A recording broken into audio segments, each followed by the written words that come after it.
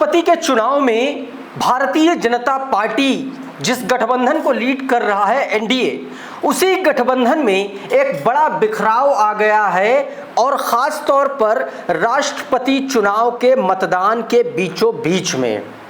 यह बात मैं इसलिए कह रहा हूं क्योंकि कुछ तस्वीरें ऐसी वायरल हुई हैं जिससे साफ पता चल रहा है कि न सिर्फ एनडीए में बल्कि भारतीय जनता पार्टी में भी अमित शाह मोदी वर्सेस नितिन गडकरी हो गया है मामला दोस्तों।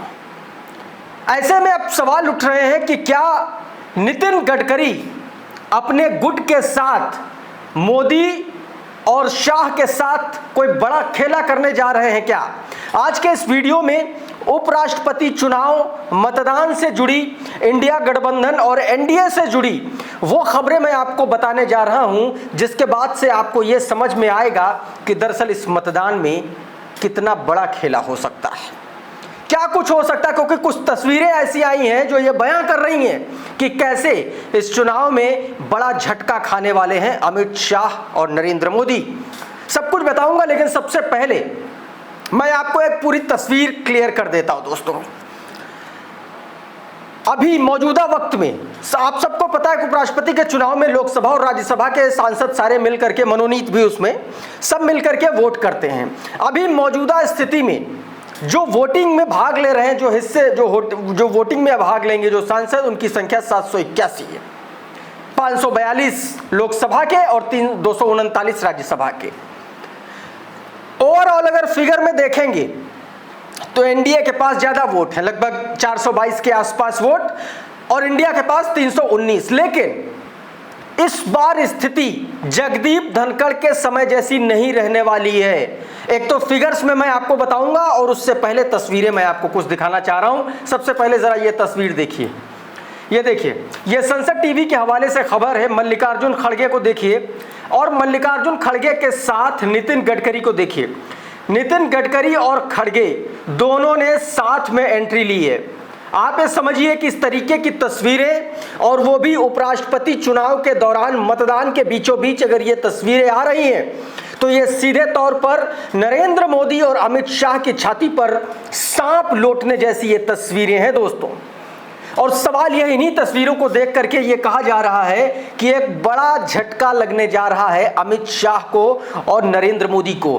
क्या नितिन गडकरी गुट के जो सांसद हैं, जो चर्चा लंबे समय से चली आ रही, वो सांसद क्या विपक्षी जो उम्मीदवार हैं, विपक्षी जो उपराष्ट्रपति पद के उम्मीदवार हैं बी सुदर्शन, उनके लिए, उनके पक्ष में क्या वोट डालने जा रहे हैं क्या?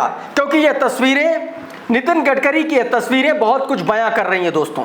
और इसीलिए ये कहा जा रहा है कि नितिन गडकरी एक बड़ा झटका देने जा रहे हैं। उधर राजीव प्रताप रूडी भी और नितिन गडकरी, ये सारा एक पूरा गुट मिलकर के मोदी और शाह के लिए बड़ी चिंता का विषय बन गया दोस्तों बीच। और अगर ऐसा हो जाता है तो बिहार चुनाव से पहले जो सेंटिमेंट, जो नैरेटिव सेट करना चाह रहे थे अमित शाह और मोदी, वो एक बड़ा झटका लग सकता है दोस्तों एनडीए के गठबंधन को। और उससे पहले भी मैं एक और तस्वीर बताऊं, कुछ दिन पहले जब राहुल गांधी मलेशिया गए और उसी दौरान टीडीपी के और जेडीयू के कुछ सांसद, खबरें आई कि वो भी वहां पर थे। ऐसे में ये भी खबरें चली कि क्या इन सांसदों ने राहुल गांधी से मुलाकात की है और क्या यह मुलाकात उपराष्ट्रपति पद के चुनाव की वजह से हुई है क्या? अगर हुई है तो, और अगर ये सारे समीकरणों को मिला लें और अगर वो सारे समीकरण सेट बैठ जाते हैं तो नरेंद्र मोदी और अमित शाह को एक बड़ा झटका लग सकता है। इसी पर यही वीडियो शेयर करते हुए मंजीत घोषी लिखते हैं कि कांग्रेस अध्यक्ष मल्लिकार्जुन खड़गे और केंद्रीय मंत्री नितिन गडकरी एक साथ हाथ पकड़कर वोट डालने पहुंचे। मोदी जी आप चिंता मत करो, नितिन जी घोटाले के सामने आने के बाद ऐसे लोगों को वोट नहीं चाहिए। साफ तौर पर यह बात कही। उधर आप जान रहे हैं कि तीन ऐसे दल हैं जिन्होंने पिछले चुनाव में, पिछले उपराष्ट्रपति के चुनाव में जब जगदीप धनखड़ को चुना गया था, उन्होंने एनडीए के पक्ष में वोट किया था। कौन कौन लोग हैं? अकाली दल बाहर है इस बार। अकाली दल बाढ़ की वजह से इस वोटिंग में हिस्सा नहीं ले रहा, पहला। दूसरा, आरएलपी, हनुमान बेनीवाल की जो पार्टी है, उसने चंद्रशेखर आजाद ने, भीम आर्मी और आजाद समाज पार्टी से जो सांसद हैं, उन्होंने इंडिया गठबंधन के कैंडिडेट को सपोर्ट कर दिया है। वहीं दोस्तों एक और बड़ी खबर निकल के सामने आई कि जो बीजेडी है और बीजेडी के जो लोग हैं, बीजू जनता दल के जो लोग हैं और अकाली दल के जो लोग हैं और इसके अलावा जो बीआरएस के लोग हैं, ये तमाम सारे जो सदस्य हैं इन पार्टियों के, वो इस वोटिंग में हिस्सा नहीं ले रहे हैं। पिछली बार बीजेडी ने एनडीए का सपोर्ट किया था, बीआरएस की भी वही स्थिति थी, लेकिन इस बार देखिए गेम पलट गया है, क्योंकि बीजेडी के पास 11 वोट हैं, मेरे ख्याल से 4 या 5 वोट बीआरएस के पास है और एक निर्दलीय सांसद भी इस वोटिंग से गायब है। यानी कि ज्यादातर वो लोग वोटिंग से गायब हैं जिन्होंने पिछले चुनाव में एनडीए के कैंडिडेट को सपोर्ट किया था।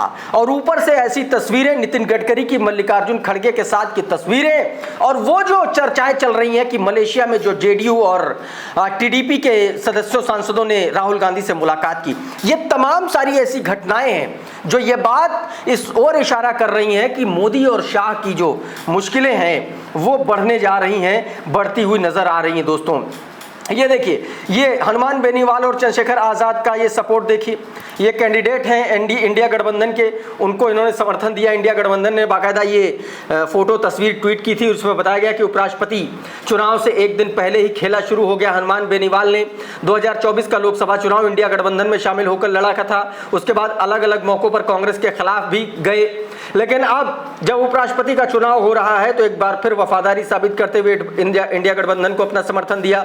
दूसरी तरफ नगीना से निर्दलीय चुनाव लड़कर लोकसभा सांसद बनने वाले चंद्रशेखर रावण ने भी अपना समर्थन इंडिया गठबंधन को दिया है। यानी कि आप समझिए कि ये बहुत बड़ी चिंता का विषय है। और यही तस्वीर देखिए दोस्तों, सरिता चौधरी ने भी ट्वीट किया, उपराष्ट्रपति चुनाव में हनुमान बेनीवाल का सुदर्शन रेड्डी को समर्थन। उधर दोस्तों एक और ट्वीट सामने आया बीजेडी को लेकर के, जिसमें यह बताया गया कि दरअसल बीजेडी इस बार वोटिंग में हिस्सा क्यों नहीं ले रही है, क्योंकि भारतीय जनता पार्टी ने जो खेल बीजेडी के साथ उसके विधानसभा चुनाव और पिछले लोकसभा चुनाव में किया, वो अब उसको समझ में आ गया है। क्या समझ में आ गया है, ये इस ट्वीट के माध्यम से समझिए जरा, ये आपकी स्क्रीन पर है। बताया गया कि उड़ीसा के जिस छठे फेज में जहां वोटिंग हुई, 28 मई को इलेक्शन कमीशन ने बोला था कि 63% वोट पोल हुआ, और 2 दिन बाद ये पोल वोट बढ़कर के 78% कर दिया। इस फेज के क्योंझर विधानसभा सीट पर बीजेपी के मोहन मांझी जीत के बाद मुख्यमंत्री बन जाते हैं। बीजेडी ने दावा किया है कि क्योंझर पर ईसी ने 30% वोट बढ़ाया, जो कि देश में सबसे ज्यादा है। पूरे ओडिशा में 50 सीटों पर ऐसे ही 15 से 30% तक वोटिंग टर्नआउट बाद में बढ़ाया गया, और बीजेपी के पास पहले 23 विधायक थे और अब 70 प्लस हैं। बीजेडी को लगता है कि वोट को इधर से उधर करके 50 से अधिक सीटें बीजेपी ने जीती हैं, यह दावा किया गया। और इस दावे के बाद उपराष्ट्रपति का चुनाव, और वो बीजेडी इस चुनाव से बाहर है, इस चुनाव में हिस्सा नहीं ले रही है, जो हमेशा एनडीए को समर्थन करती थी। एक बड़ा झटका है, 11 वोट सीधे सीधे कट गए दोस्तों। उधर इसी चुनाव को लेकर के आम आदमी पार्टी ने भी, उनके सदस्यों ने अपनी ताकत दिखाई। ये तस्वीरें देखिए, उपराष्ट्रपति चुनाव से पहले देखिए तमाम सारे जो सांसद हैं आम आदमी पार्टी के एक साथ नजर आए। संजय सिंह, राघव चड्ढा और भी तमाम सारे सांसद देखिए मीडिया के सामने ये नजर आए।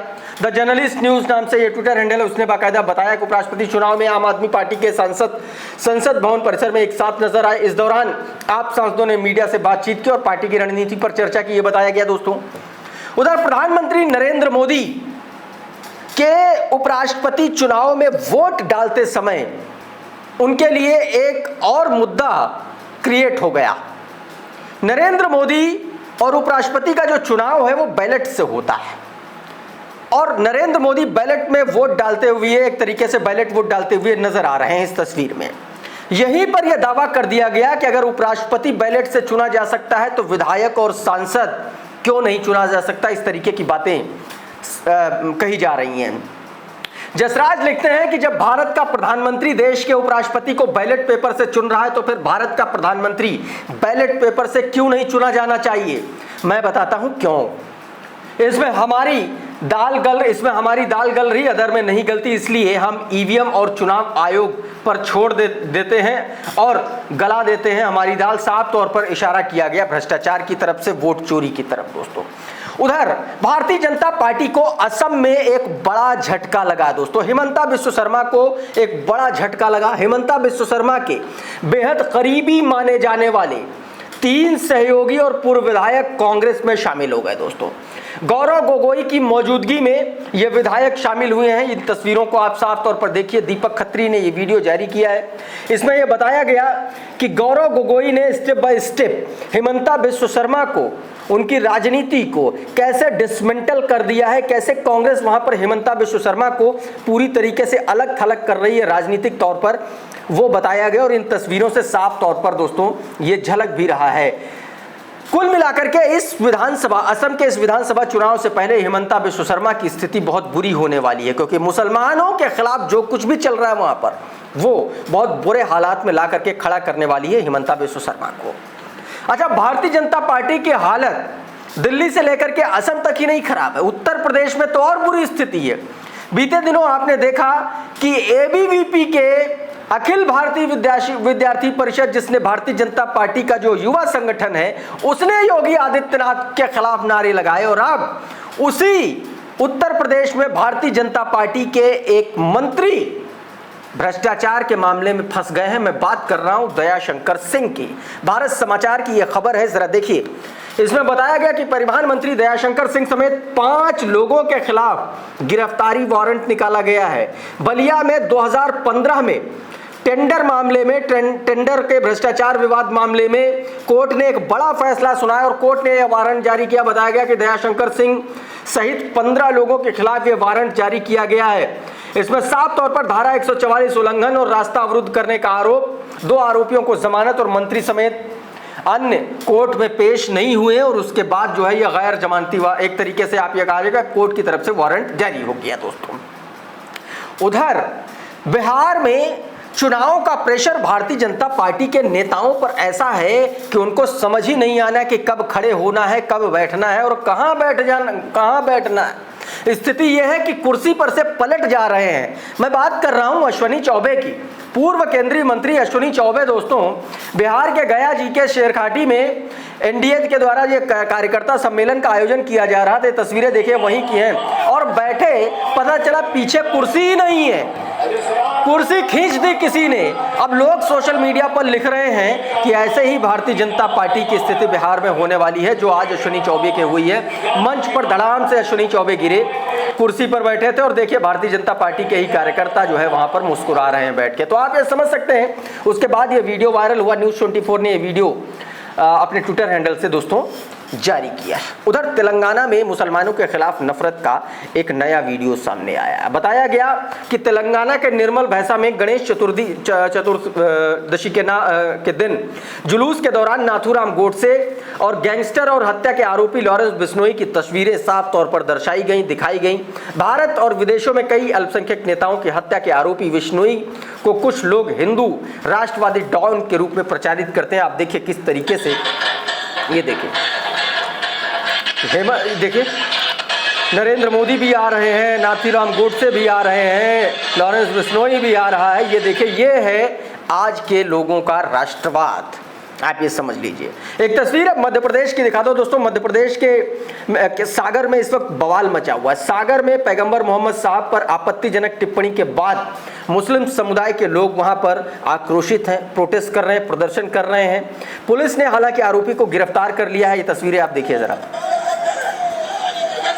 प्रोफेट मोहम्मद पर आपत्तिजनक टिप्पणी के बाद यहां पर देखिए माहौल तनावपूर्ण हो गया। बहुत सारे मुस्लिम युवा सड़कों पर उतर आए। हालांकि पुलिस ने अपना काम बखूबी किया और उस व्यक्ति को अरेस्ट किया है, लेकिन अभी भी आप देखिए कि वहां पर मुस्लिम समुदाय के बीच में आक्रोश देखा जा रहा है दोस्तों। तो दोस्तों अभी के इस वीडियो में बहरहाल इतना ही। बहुत बहुत शुक्रिया, बहुत बहुत धन्यवाद। आप जुड़े रहिए आपके अपने चैनल द लाइव टीवी के साथ। नमस्कार।